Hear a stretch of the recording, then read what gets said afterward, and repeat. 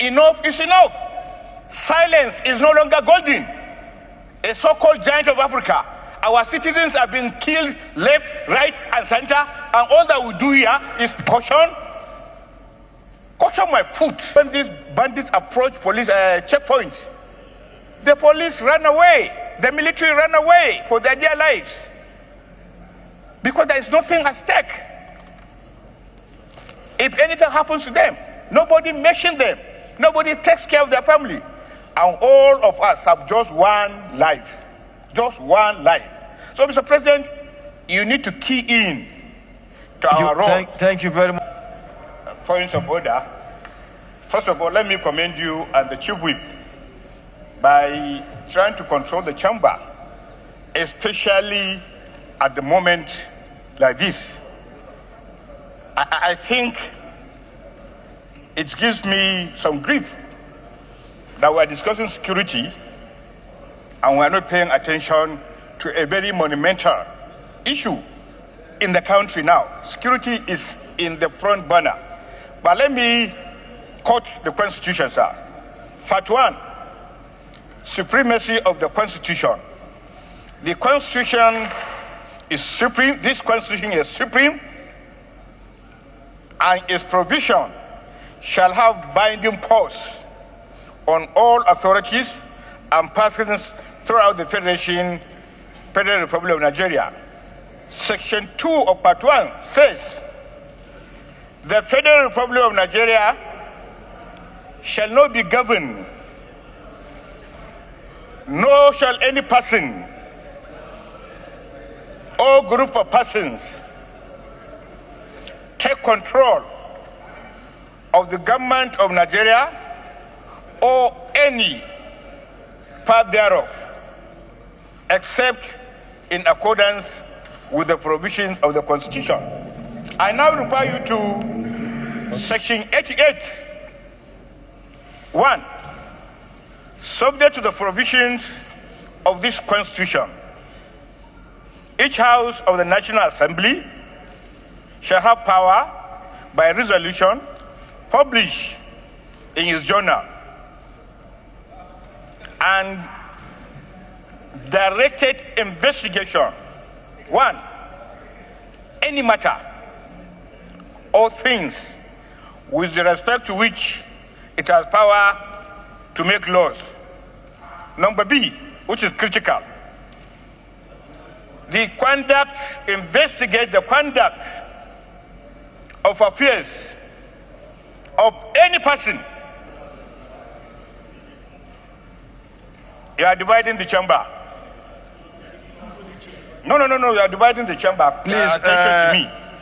Senator Nasu Zagwandola, Senator Sabi, please, you are disturbing Senator Goji. Mr. President, this particular section is actually critical to what we are discussing. Conduct investigation of the affairs of any person, any authority,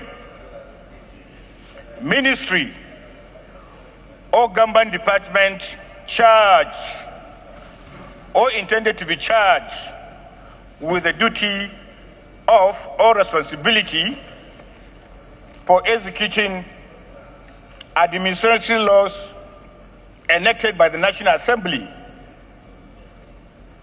disbursing or administrating money appropriated to be appropriated by the National Assembly. The intention and the intent of these sections is to put a mirror across to us as legislators. First, is this country at war?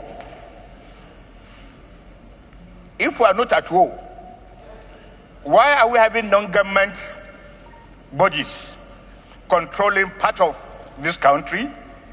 What does a legislature do after observing that some part of this country are no-go areas for legitimate operations of Nigerians? Section 87 now directs its focus on the National Assembly to investigate any person any authority anywhere in this country. Mr. President, do you recall the last time that we had invited the service chiefs, the NSA, and the Inspector General of Police with regards to these incessant killings, especially, not underrating any murder, especially the security personnel? Colonel Aradua, retired senator, made mention of skeletal officers. Mr. President, as I stand here, in my constituency, I have lost almost 9 security personnel. And it goes on and on and on. At a time in Bauchi, 9 police officers from the rank of Inspector General were murdered by these bandits. As a legislature, as a Senate, have we ever taken time to now have the data of how many people were murdered by these bandits? How many security personnel were murdered? And where is their location? And what is the aftermath? After they have been murdered, what did the government do or not do to the families of these personnel? And I'm happy that this issue was raised by the chairman of the Nigerian Army Committee. How many times has he invited the apparatus? So then you have one more minute Mr. remaining. President, let me just land, because this is very important. I beg your pardon. How many times did our committees, I'm a member of Police Affairs Committee, did our committees invite people, invite this hierarchy to now ask some of these questions that I pointed out? No wonder, sir, no wonder you hear stories. When these bandits approach police checkpoints, the police ran away, the military ran away for their dear lives, because there is nothing at stake. If anything happens to them, nobody mentions them, nobody takes care of their family, and all of us have just one life, just one life. So, Mr. President, you need to key in to our center of Bauchi State. Mr. President, when you listen to people, and including our colleagues, this very important chamber,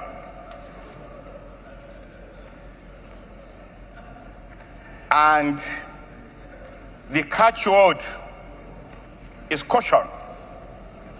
Mr. President, we cannot pretend that those killed are not human beings. Neither can we pretend those killed are Nigerians. Mr. President, this issue has been in the front burner for almost 2 months. And this chamber had a luxury to discuss this matter. I recall the very strong language that my brother Senator Adam Oshimole used, which a cross-section of the media condemned. Mr. President, this chamber is people's chamber. We are representing Nigerians in Nigeria and diaspora. And when you say caution, what do you mean by that? When the government says caution, what does the government mean by that? Caution like that, like how? Nigerians have been killed left, right, and center.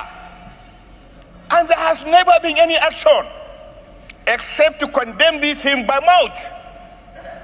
This xenophobic attack is not done by mouth. It's done physically.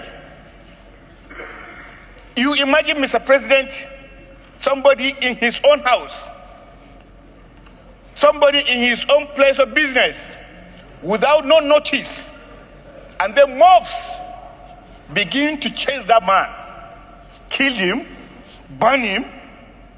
As we are talking today, over 1,200 Nigerians are already being evacuated. And what does the government do? Caution. Caution what? Caution what? Are we not Nigerians? Don't Nigerians deserve to live in other countries? Even if they are armed robbers, even if they are criminals, are they supposed to be killed in that kind of manner? And that's why countries like United States of America is different. And that's why you could see the connection between United States citizens and their country. Here we don't care. It doesn't matter. Yet, the cornerstone of Nigerian foreign policy is Africa. But that has to change. We must show Nigerians in diaspora that we care. We must show that we care, that we have a government that can protect them. Simplicity, Mr. President, talking, lamenting, is not going to take us anywhere. There has to be an action. And actually, let's sever diplomatic relationship with South Africa. Let's sever relationship with South Africa. So if we do that, we are sending a signal. But every time we come here to this chamber, and I like the motion presented by my younger brother Suko. We can't keep quiet, Mr. President. Enough is enough. Silence is no longer golden. A so-called giant of Africa. Our citizens are being killed left, right, and center, and all that we do here is caution. Caution my foot.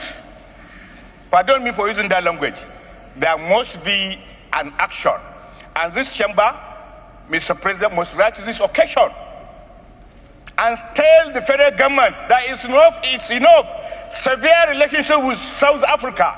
Severe complete relationship with South Africa. Thank you. You have... The President is supporting the motion ably moved by Senator Asoko Ekpenyong. South Africa used to be very close to Nigeria, and I remember all the good things we have done to that country.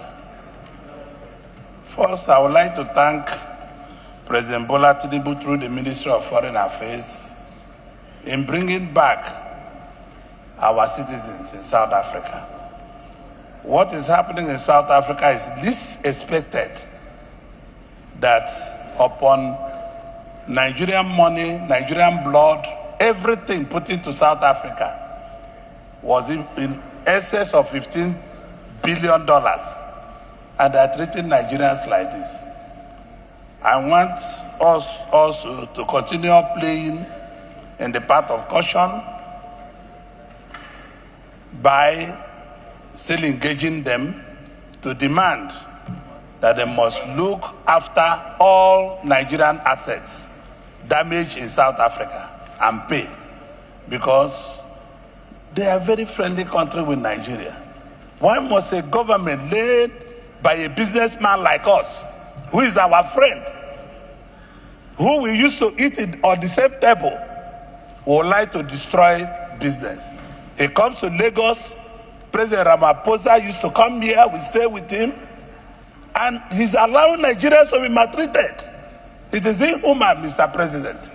And I'm sure any right-thinking Nigeria, any right-thinking person in Africa will condemn that because of the money Nigeria spent on that. But even at that, I will still ask Nigerians to deal on the path of caution. I like the way President Tinubu has been handling this matter. We are not going to go forcefully. We are going to go with a dialogue. We are going to use the international courts, international community to deal with them. Thank you, Mr. President, for allowing me to say my mind. Thank you very much. I want to thank Senator Ekpenyong for bringing this matter forward, though one will have suggested, or one might think that it is it not late, but it is better late than never. I think, first and foremost, I think Nigeria and Nigerians should be the centerpiece of our foreign policy. Any harm to any Nigerian should be taken seriously. The South Africans who are engaged in these xenophobic attack forget that without Nigeria, that South Africa may not be what it is today. It is our contribution with others that free them from apartheid. And having done a lot,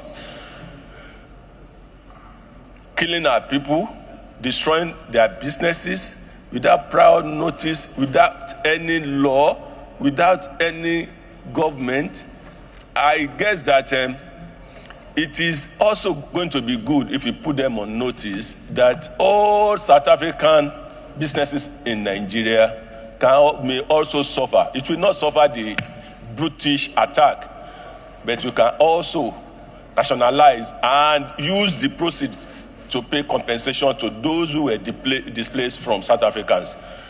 They have Econet, they have DSTV in Nigeria that are making a lot of money, MTN. So there is no point that we can nationalize them and use the proceeds to pay those who were attacked or suffer losses from their country. We cannot fold our arms and let people destroy our own people, because safety of lives and property of Nigerians, either home and abroad, is the first thing, the first contract we have with our people. So thank you very much. The last but not